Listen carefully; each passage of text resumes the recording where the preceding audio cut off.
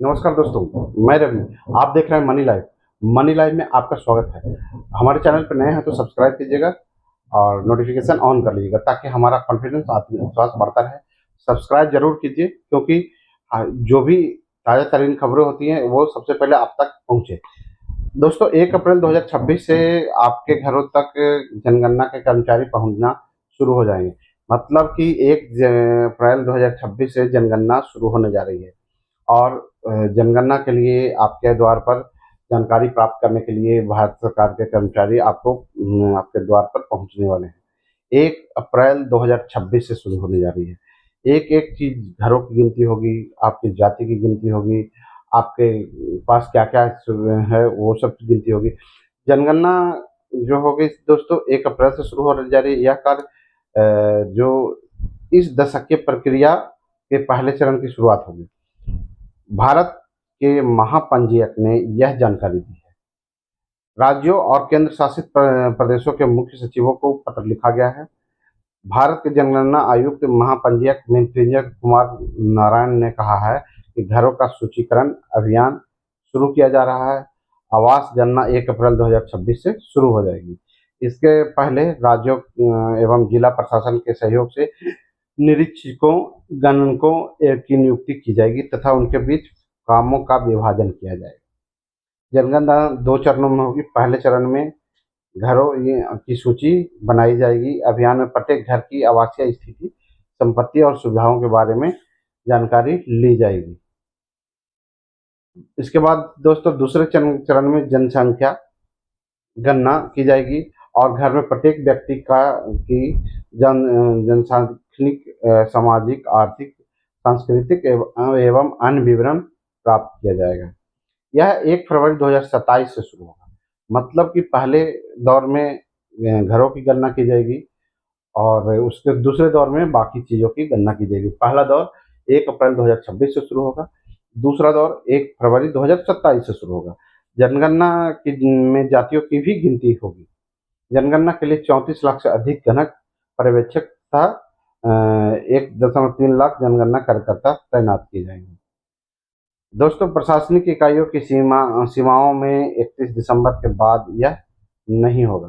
केंद्र ने राज्यों और केंद्र शासित प्रदेशों से कहा है कि वे प्रशासनिक इकाइयों की सीमाओं में कोई परिवर्तन 31 दिसंबर से पहले कर लें, क्योंकि इस दिन के तक जो है उसके बाद कोई भी चेंज नहीं होगा ताकि गणना में परेशानी ना हो।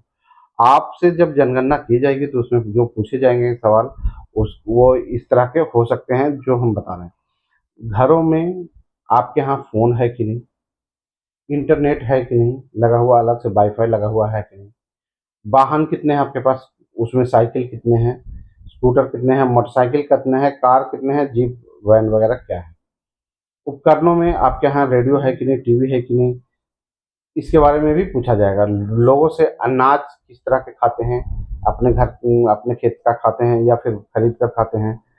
पेयजल क्या है, अपना बोरिंग है या फिर वो नल जल का उपयोग करते हैं या कुएं का पानी पीते हैं या तालाब का पीते हैं। प्रकाश के स्रोत आपके यहाँ मतलब क्या है, लालटेन किरोसिन से जलाते हैं या बिजली का उपयोग करते हैं, इन्वर्टर है कि नहीं है, सोलर प्लेट लगा रखा है कि नहीं, ये सब भी पूछा जाएगा।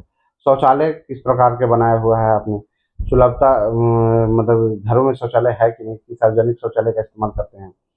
अप अपशिष्ट निपटान मतलब कि आप अपना कूड़ा कचरा कहाँ फेंकते हैं, कचरे वालों को देते हैं या यहीं जहाँ-तहाँ फेंक देते हैं। स्नान, रस किचन है कि नहीं घर में?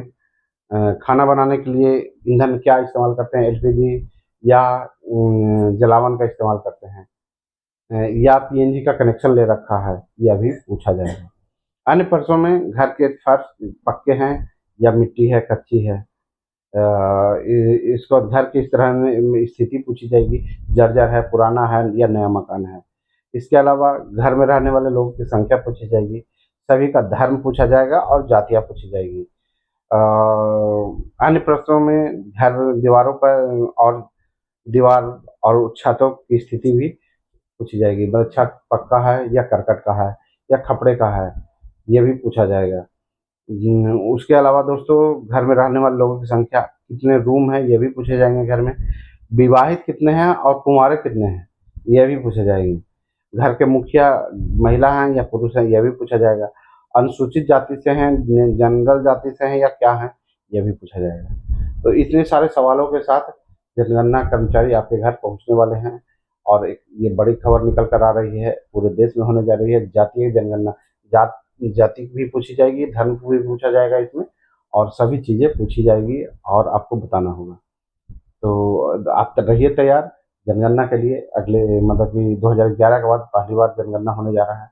आप तक पहुँचेंगे लोग। उस समय पहुँचे भी थे तो बहुत कम सवाल किया जाता था, बहुत आसानी से हो गया था, लेकिन इस बार ज़्यादा सवाल किए जाएंगे आपसे, आपकी सुख सुविधाओं के बारे में, आपके मकान के बारे में, आपके सारा कुछ के बारे में। तो तैयार रहिए तैयार। मैं हूँ रवि। आप देख रहे हैं मनी लाइव। मिलते हैं अगले वीडियो में नए न्यूज़ के साथ।